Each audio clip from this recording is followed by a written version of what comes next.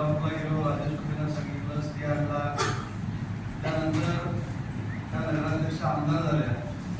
या निवडणुकीला त्यांनी माझ्या मोठ्या भावाच्या विरोधात देखील काम केलं, हे पूर्ण मला माहिती.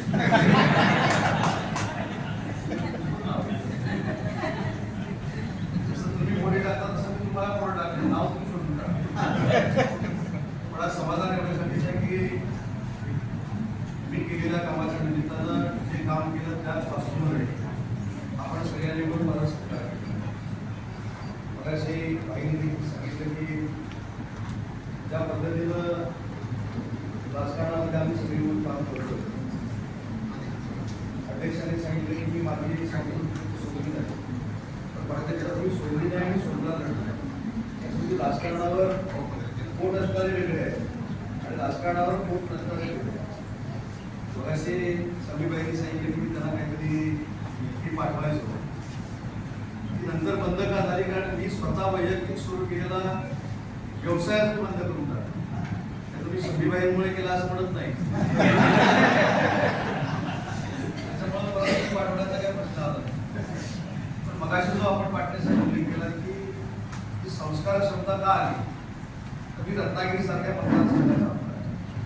ज्या मतदारसंघाला स्वातंत्र्यवीर सावरकरांची पार्श्वभूमी आहे, ज्या मतदारसंघाला डॉक्टर बाबासाहेब आंबेडकरांची पार्श्वभूमी आहे, ज्या मतदारसंघाला साने गुरूंची पार्श्वभूमी आहे, महर्षी कर्वेंची पार्श्वभूमी आहे, छत्रपती शिवाजी महाराजांच्या पदस्पर्शानं पावन झालेला हा मतदारसंघ आहे.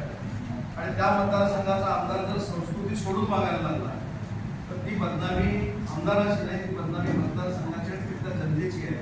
हे भान आपल्या सगळ्यांच्या मार्गदर्शनाखाली आजही माझ्या डोळ्यासमोर असल्यामुळं मी कधीही माझ्या कुठच्याही पदाची आवश्यकता मी जे जे निर्णय घेतले त्या निर्णयाबरोबर रत्नागिरीकर राहिले, आपण सगळे राहिला, सगळ्यांनी आशीर्वाद दिले. म्हणूनच माझ्यासारखा कार्यकर्ता कुठचीही राजकीय पार्श्वभूमी असताना कोणी माझ्या घरामध्ये सभापती नव्हतं, कोणी माझ्या घरामध्ये जिल्हा परिषदेचा अध्यक्ष नाही, कोणी माझ्या घरामध्ये ग्रामपंचायतीचे सदस्य नाही, असं असताना मी 5-5 वेळा निवडून येतो आणि तुम्ही सगळे आशीर्वाद देतात की याचंच फलित आहे. हा पडत नाही, जनतेला त्रास देणाऱ्या माणसाला मी 100% त्रास देतो, पण माझ्या वैयक्तिक स्वार्थासाठी मी कधीही कोणाला त्रास दिला नाही. हे कदाचित तुमच्या आशीर्वादानं मला मिळालेलं पुढील असेल.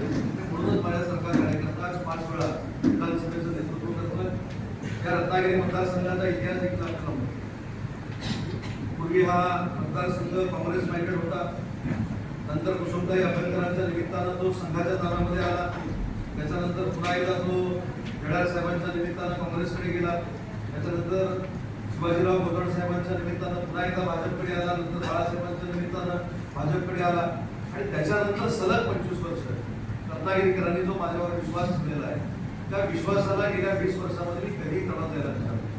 आपल्याला हे देखील माहिती आहे म्हणजे राजकारणामध्ये जेवढी बदनामी कोणी सहन केली नसेल तेवढी बदनामी माझ्यासारख्या कार्यकर्त्यांना सहन केली, परंतु त्याच्यावर मी एकही वाक्य करीत होतो. आणि हीच मला असं वाटतं की महाराष्ट्रातल्या रत्नागिरी मतदारसंघाची खासियत आहे आणि याला वारसा सुद्धा आपल्याला. आणि म्हणून रवींद्रनाथ टागोरांच्या चळवळीला आपण उभी केलं, निर्माणी नाही केली. मी जे सांगितलं ते काम करणं ही लोकप्रतिनिधीची जबाबदारी आहे, पण कामावरची पद्धत वेगळी आहे. अनेक वेळा मला काही लोक सांगतात एक कॉल आणि प्रॉब्लेम सॉल्व, त्या पद्धतीने मी काम करतो आणि तो लोकांसाठी असतो. हे जरी महाराष्ट्रामध्ये जर विचारलं मी कोणासाठी फोन करतो, स्वतःसाठी आज आणि म्हणूनच कालचा